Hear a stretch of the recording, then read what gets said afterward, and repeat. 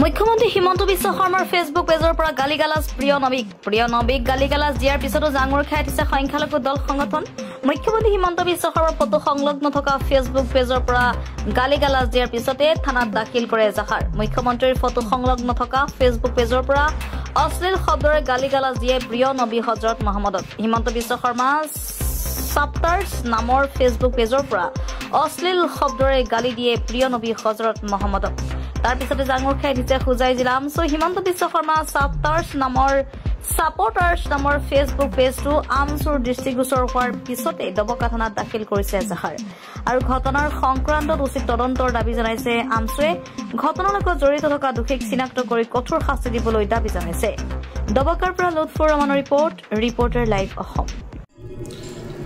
Himanta Biswa Sarma CM of Assam supporters নামৰ এটা Facebook পেজৰ পৰা আমাৰ প্ৰিয় নবী হজৰত মহম্মদক অতি নিম্ন ভাষাৰে অতি অশ্লীল ভাষাৰে অপমান কৰিছে, যিটো সভ্য সমাজত কোনো কাৰণতে গ্ৰহণযোগ্য নহয়। যিটো ভাষা আমি সামাজিক মাধ্যমতেই হওক বা অন্যান্য মাধ্যমত আমি প্ৰয়োগ কৰিব নোৱাৰোঁ, এনেধৰণৰ এক বেয়া ভাষাৰে তেখেতক অপমান কৰিছে, যাৰ ফলত এটা ইছলাম ধৰ্মাৱলম্বী লোকসকলৰ ধৰ্মীয় অনুভূতিত চূড়ান্তভাৱে আঘাত পৰিছে। এটা কথা স্পষ্ট, অসমৰ মাননীয় মুখ্যমন্ত্ৰী হিমন্ত বিশ্ব শৰ্মাৰ নাম ব্যৱহাৰ কৰি এই পেজৰ জৰিয়তে এনেধৰণে এটা ধৰ্মক আক্ৰমণ কৰি অসমখনক অশান্তিময় পৰিৱেশৰ সৃষ্টি কৰি জাতি জনগোষ্ঠীৰ হিন্দু মুছলমানৰ মাজত সংঘৰ্ষ লগোৱাৰ এক চেষ্টা এটা দুষ্ট চক্ৰ কৰিবলৈ উঠি পৰি লাগিছে।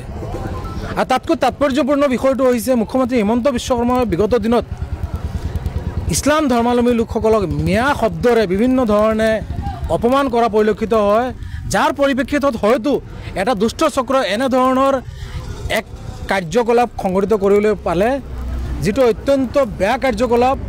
আৰু এনেধৰণৰ কাৰ্যকলাপে ইছলাম ধৰ্মাৱলম্বী লোকসকলৰ ধৈৰ্যৰ সীমা ছিঙি যাব, ধৈৰ্যৰ বান্ধ ছিঙি যাব। আৰু এই ধৰণৰ কাৰ্যকলাপৰ ফলত হিন্দু মুছলমানৰ মাজত সংঘৰ্ষ লাগিবও পাৰে, যাৰ বাবে আমি আমচু হোজাই জিলা কমিটিয়ে এই পেজটোৰ পৰা এই যিটো পোষ্ট দেখা পাইছোঁ আমাৰ দৃষ্টিগোচৰ হোৱাৰ লগে লগে আমি দবকা আৰক্ষী চকীত এজাহাৰ দাখিল কৰিছোঁ।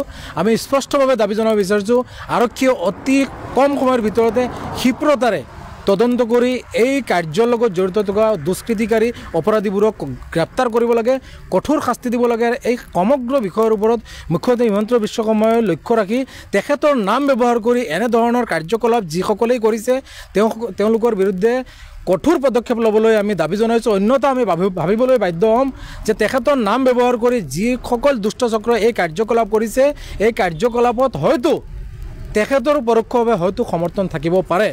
গতিকে আমি স্পষ্টভাৱে দাবী জনাইছোঁ, এই ধৰণৰ কাৰ্যকলাপ অসমত বন্ধ হ'ব লাগে। অসমৰ খাতাম পৰীক্ষা ঐক্য সম্প্ৰীতি যাতে বিনষ্ট নহয় তাৰ প্ৰতি লক্ষ্য ৰাখি মুখ্যমন্ত্ৰীয়েও এখন ধৰ্ম নিৰপেক্ষ ৰাষ্ট্ৰৰ এখন ৰাজ্যৰ মুখ্যমন্ত্ৰী হিচাপে তেখেতৰ দায়িত্ব আৰু কৰ্তব্য সুচাৰুৰূপে পালন কৰিবলৈ আমি দাবী জনাইছোঁ। অন্যথা এই ধৰণৰ অবৈধ কাৰ্যকলাপ, এই ধৰণৰ সাম্প্ৰদায়িক বিষবাস্প বিয়পোৱাৰ যি কাৰ্যকলাপ চলি আছে, এইবোৰৰ বিৰুদ্ধে আমি আমচুৱে গণতান্ত্ৰিকভাৱে তীব্ৰতৰ প্ৰতিবাদী কাৰ্যসূচী হাতত ল'বলৈ বাধ্য হ'ম।